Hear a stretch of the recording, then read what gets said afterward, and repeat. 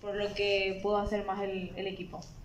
Buenas noches. Bueno, yo creo que antes de nada que un buen resultado. Fue un partido muy difícil, de mucha intensidad, contra un grande como Olimpia, que tiene jugadores de mucha jerarquía. Y yo quiero rescatar el esfuerzo de los jugadores, ¿verdad? Creo que en el primer tiempo estuvimos un poquito más alto, de por ahí no interpretamos la hora de marcar al 3-4-3 de Olimpia. En el segundo tiempo corregimos y después por el cansancio mismo también tuvimos que meternos un poco atrás, y al final creo que tuvimos espacio y ocasiones para aprovechar mejor también. Buenas noches, José Gustavo Avilán para Deportes Total. Corrigieron rápido ese costado derecho donde estaban sufriendo permanentemente. ¿Y qué crees o qué consideras que le faltó hoy para llevarse los 3 puntos? No, yo creo que aprovechar un poquito más, ¿verdad? Nosotros habíamos hablado con los jugadores que los últimos minutos son fundamentales contra los equipos grandes. Olimpia tenía que salir a ganar, ¿verdad? Libertad se frenó, sabíamos que no iban a entrar con todo, y bueno, esos últimos 7 a 10 minutos creo que tuvimos espacio para poder hacer daño, y bueno, no pudimos, por ahí por el cansancio también de los jugadores, y bueno, rescatar ese un punto que ante un grande, y como veníamos también nos sumando. Ahora prepararnos para lo que se viene, ¿verdad? Que tenemos otra final contra General. Profe, ¿cómo estás? Por aquí, Néstor Beltrán, por año lo tiene Capó. Modifica un poco algo el trabajo, el planteamiento previo, la línea de 3 que puso el rival en la jornada en un comienzo, profe. Modifican algo los planes, tuvo que tocar algo de última hora. Teníamos la información, ¿verdad? Pero creíamos que iba a ser un 5-3-2, y al final fue un 3-4-3, ¿verdad? Con Leguizamón, Prato y Derli arriba. Y ahí sí nos complicó un poco, ¿verdad? En el primer tiempo creo que ingresaron mucho por esa zona. Leguizamón, un jugador muy rápido, desequilibrante, donde no podíamos contenerle. En el entretiempo creo que solucionamos eso, ¿verdad? Tratando con el ingreso de Ruiz Díaz, y haciendo el sacrificio de Joel Román, tratando de taponar al carrilero de ellos, ¿verdad? Entonces yo creo que ahí se corrigió, inclusive Leguizamón cambió de lado.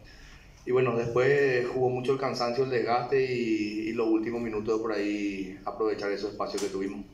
José, ¿cómo te va? Andrés Noguera para RCC. Desde su punto de vista, el trabajo de Néstor Camacho, 37 años, jugó más de 75 minutos y fue prácticamente el líder de este equipo. Y la importancia justamente de su presencia con tanta experiencia para este equipo.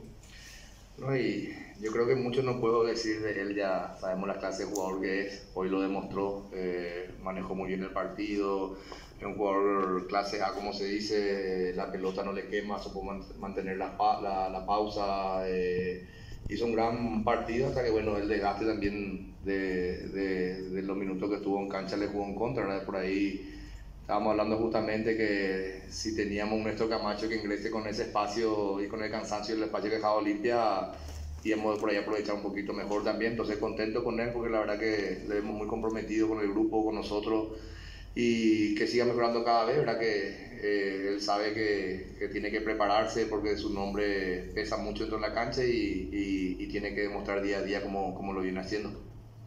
Profesor Germán Tiller para Fútbol a lo Grande de Radio Monumental.